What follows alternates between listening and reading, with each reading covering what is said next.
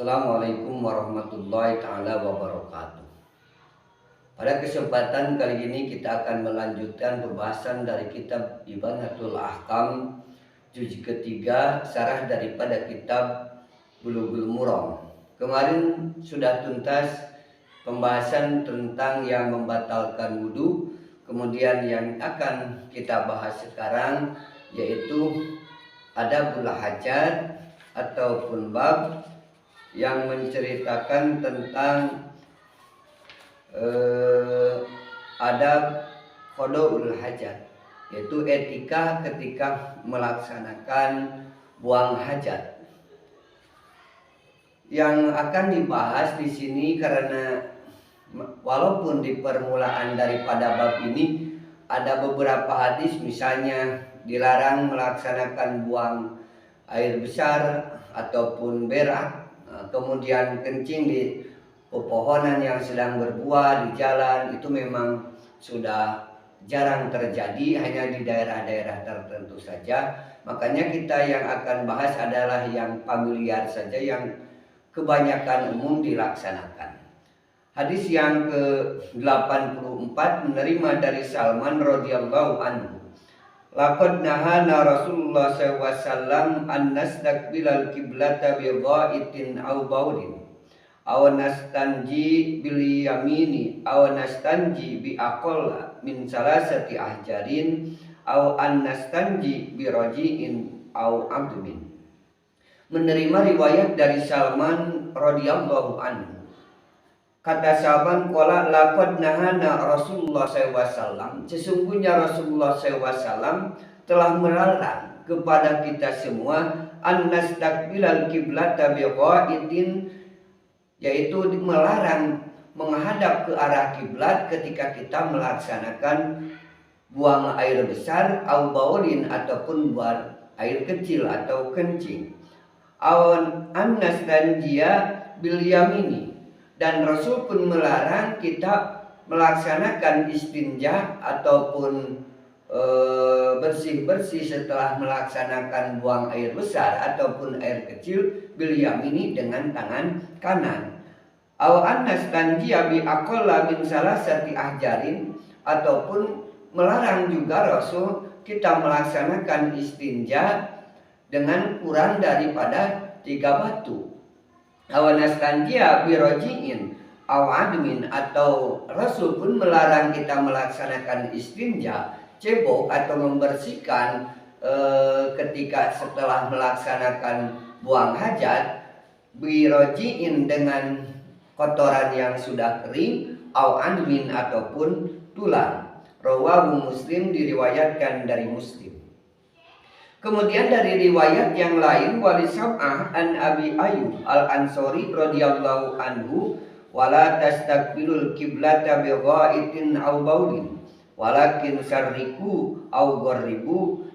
Dari imam yang 7, imam hadis yang 7 menerima dari Ayyub al-Ansari, kata Ayyub al-Ansari, kata Rasul, wala tastaqbilul qiblata bi ghaitin aw baulin, dan jangan kalian menghadap kiblat ketika kalian melaksanakan buang air besar ataupun buang air kecil. Walakin sarriku au gharribu, akan tetapi menghadaplah ke bagaimana keluarnya tempat matahari, kemudian surupnya ataupun gurubnya daripada matahari tersebut.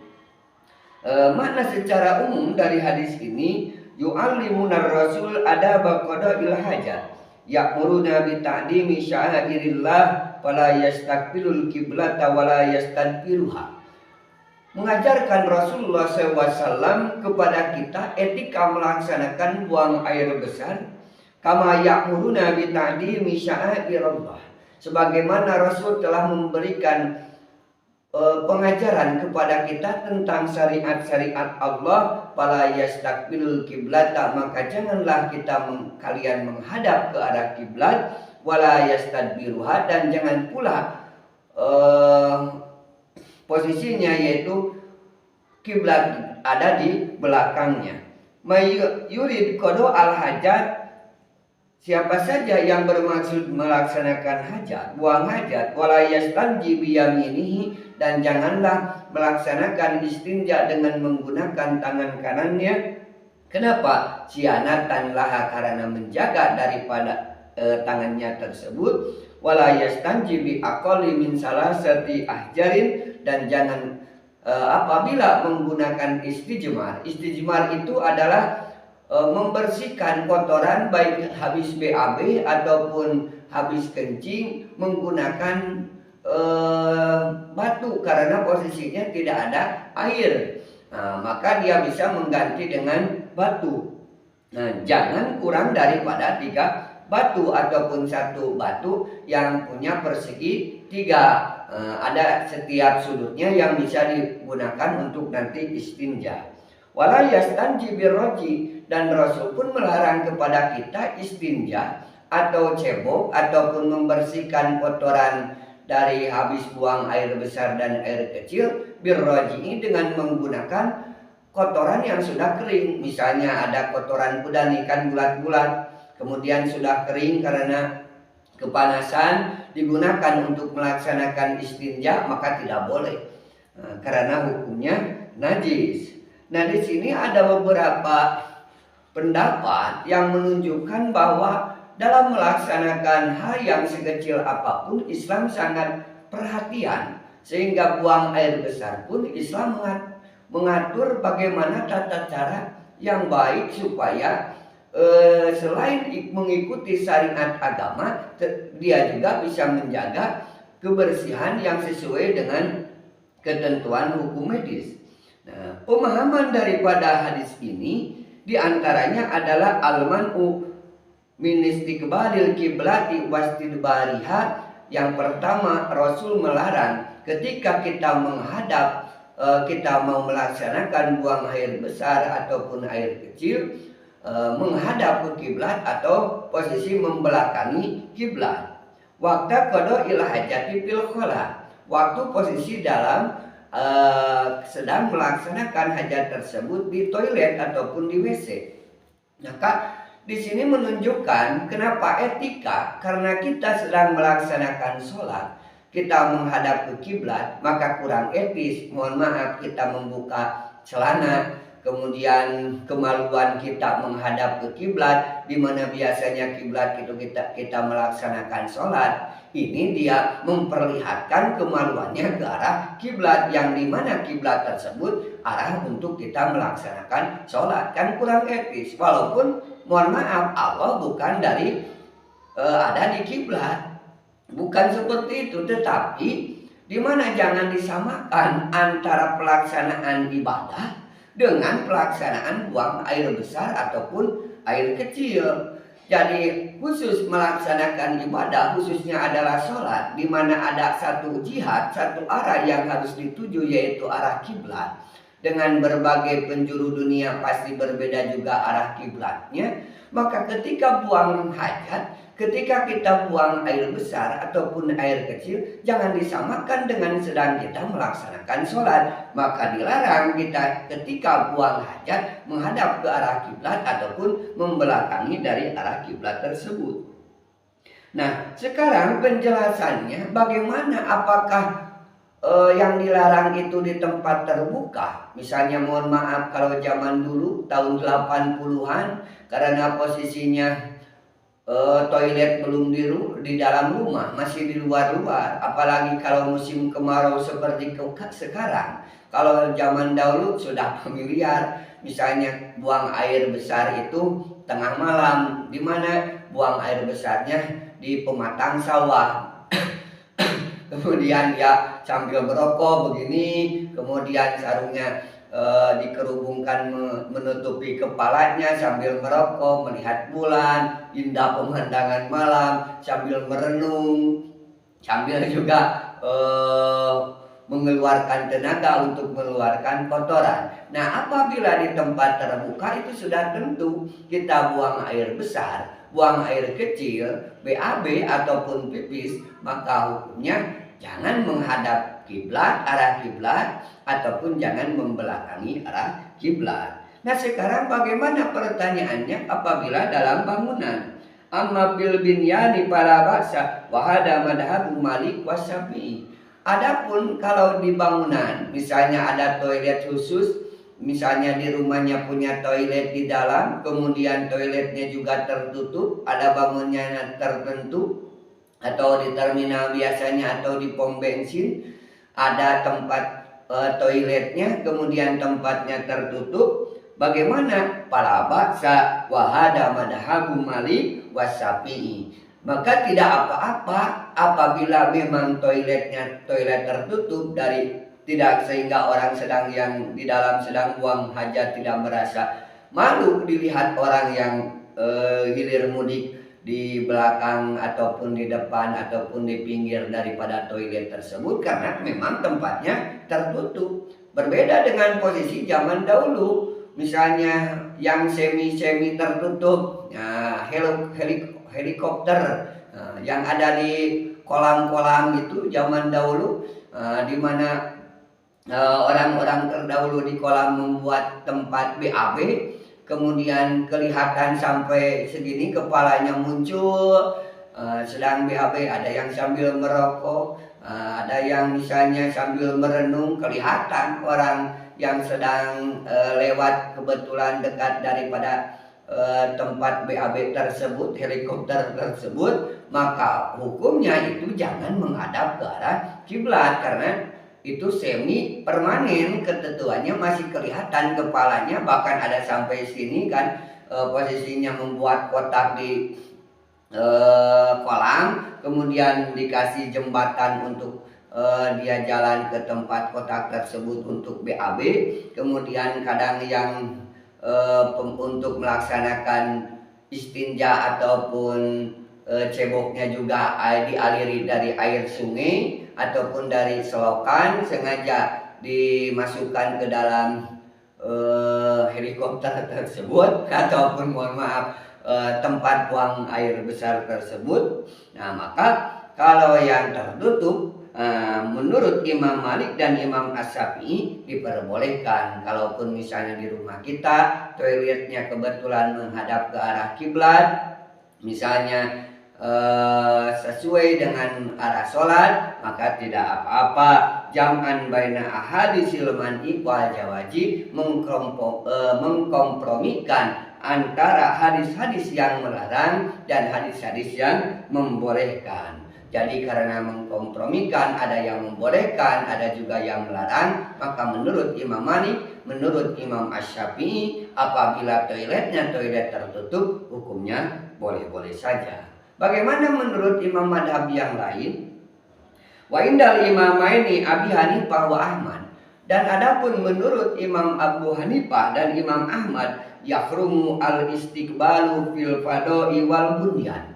Menurut mereka haram hukumnya menghadap ke arah kiblat di tempat terbuka wal bunyani dan dalam bangunan-bangunan. Jadi kalau menurut Imam Abu Hanifah dan Imam Ahmad, sebaiknya jangan menghadap ke arah kiblat. Haram hukumnya menghadap kiblat di tempat terbuka, itu Imam Syafi'i dan Imam Malik pun sama.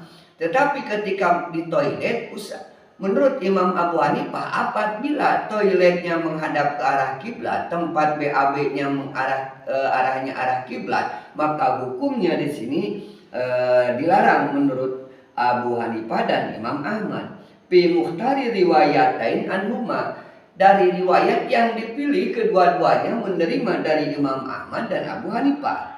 Dan bi umumi ahadisin nahi, karena berpegang kepada hadis hadis umum yang melarang. Maka dua kelompok di tempat tertutup itu menurut Imam Malik dan Imam Asy-Syafi'i boleh apabila toiletnya tertutup. Menurut Imam Abu Hanifah dan Imam Ahmad tidak diperkenankan walaupun toiletnya tertutup apabila masih mengarah ke arah tempat sholat atau arah kiblat. Yang kedua, at-tasriq wa tagrib bin nisbati liman fil Madinah. Dari hadis tadi ada satu riwayat yang menceritakan wala tastaqbilu qiblata bi ghaitin aw bali aw baudin walakin sariku aw gharibu.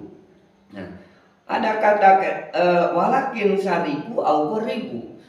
Tetapi posisinya ke tempat keluarnya matahari dan tempat selupnya matahari tersebut, terbenamnya matahari tersebut. Kalau orang Indonesia biasanya kita melaksanakan sholat itu ke arah tempat terbenamnya matahari. Maka hadis ini tidak bisa digunakan bagi orang-orang Indonesia yang kebetulan arah kiblatnya sama dengan tempat surup daripada matahari tersebut, yaitu tempat terbenamnya matahari tersebut. Maka hadis ini tidak bisa dipakai untuk orang-orang Indonesia yang kebetulan arah kiblatnya sesuai dengan terbenam matahari. Maka ini untuk siapa? Hadis ini khusus atas wa tagrib binisbati liman fil Madinah. Perintah untuk menghadap ke masjid ataupun menghadap ke maghrib tersebut dipantaskan bagi orang-orang yang tinggal di Madinah, karena posisi masjid dan maghrib tersebut sesuai dengan arah kiblat dan membelakangi kiblat. Jadi arah kiblatnya membelakangi kiblatnya. Kalau dari Madinah mau sholat itu menghadap antara masjid atau maghrib. Yang ketiga, masyru'iyatul istinja bil hajaroh, disyariatkan istinja dengan menggunakan batu, wa misluha kulla mazilin, dan seperti daripada batu tersebut yang bisa menghilangkan daripada kotoran yang posisinya juga keras. Maka wa kamiyatu ajaiha wa ya salasun au hajarudi salasati aqrabin inda Syafi'iyah wal Hanabilah. Maka yang bisa mencukupi dari batu yang bisa digunakan untuk istijmar atau bersuci dengan menggunakan batu ketika cebok ataupun setelah BAB tersebut, maka 3 batu ataupun 1 batu yang punya 3 sudut ataupun segitiga, walaupun segitiganya beda-beda, gak perlu sama kaki ataupun segitiga apa saja, yang penting mempunyai 3 sudut minimal.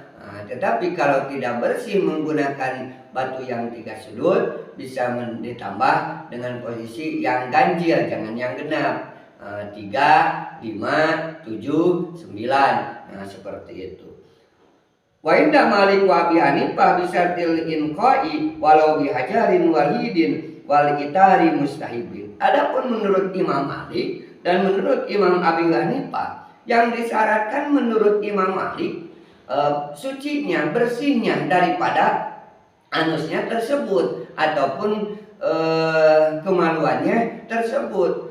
Tidak disyaratkan dengan 3 batu tersebut, yang penting bersih walau dihajarin wahidin, walaupun hanya menggunakan 1 batu. Misalnya walaupun menggunakan 1 batu nih, tetapi kemaluannya ataupun anusnya setelah buang air besar atau berak tersebut bisa bersih. Posisinya seperti ini, dibersihkan menggunakan batu tersebut, kemudian karena posisinya beraknya bagus, tidak encer, tidak lumer, sehingga najisnya tidak kemana-mana, bahkan hanya sedikit saja yang tersisa di anusnya tersebut, maka cukup menggunakan 1 batu menurut Imam Ahmad dan Abu Hanifah. Sementara menurut Imam Asy-Syafi'i dan menurut Hanabilah harus 3 batu. Bagaimana kontroversi ini? Maka sebaiknya walaupun sudah 1 kali bersih menurut Imam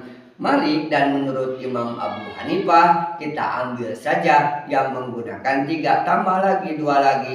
Yang tadi 1 sudah bersih, tambah 2 lagi, supaya ketika terjadi beda pendapat tersebut, selama bisa dikompromikan antara yang 1 juga cukup, kemudian yang membatasi minimal 3, maka kompromikan ambil yang 3 supaya tidak ada yang tersalahkan.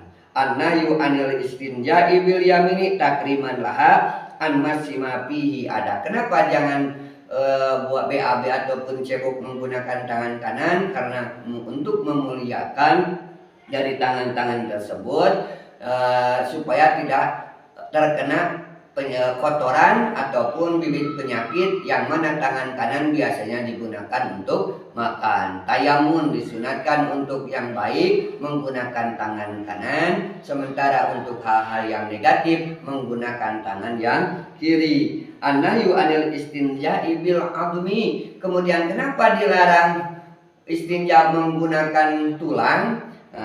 Alasannya di annahu ta'amul jinni, karena makhluk Allah itu yang dituntut untuk beribadah ada dua, yaitu jin dan manusia sakolen. Maka sebagai bukti kita menghargai makhluk yang lain yaitu jin, maka makanannya jangan dipakai untuk istinja ataupun istijmar. Tulang jangan menggunakan membersihkan daripada BAB tersebut menggunakan tulang, karena tulang itu makanan daripada jin. Timbul pertanyaan menurut ibu-ibu, lantas gimana itu orang yang suka makan seblak? Dimana makan seblak itu biasanya tulang-tulang ayam yang rapuh kemudian dimakan. Apakah itu juga makanan jin? Yaitu makanan manusia, seblak bukan makanan jin. Yang keenam adalah an-nahyu anil istinja bil rawsi li annahu najsun. Dilarang juga melaksanakan istinja ataupun istijmar menggunakan kotoran, menggunakan tahi ataupun kotoran yang sudah kering, karena itu hukumnya najis. Maka di sini sebagai bukti untuk mengkompromikan, menurut Imam Asy-Syafi'i, Imam Malik, kalau di bangunan toilet boleh saja menghadap ke arah kiblat. Sementara menurut Imam Abu Hanifah dan Imam Ahmad tetap saja haram. Sebaiknya apabila rumahnya belum dibangun, toiletnya belum dibangun, usahakan jauhkan. Walaupun Imam Asy-Syafi'i, walaupun Imam Malik di bangunan toilet membolehkan menghadap ke arah kiblat, maka supaya jamu mengkompromikan dua pendapat yang berbenturan, jauhi keluar daripada khilafiyah lebih utama daripada memilih salah satu yang ikhtilaf. Maka jauhi kalau belum dibangun toiletnya, belum dibangun misalnya WC-nya, jangan menghadap ke arah kiblat. Mudah-mudahan ada manfaatnya. Assalamualaikum warahmatullahi wabarakatuh.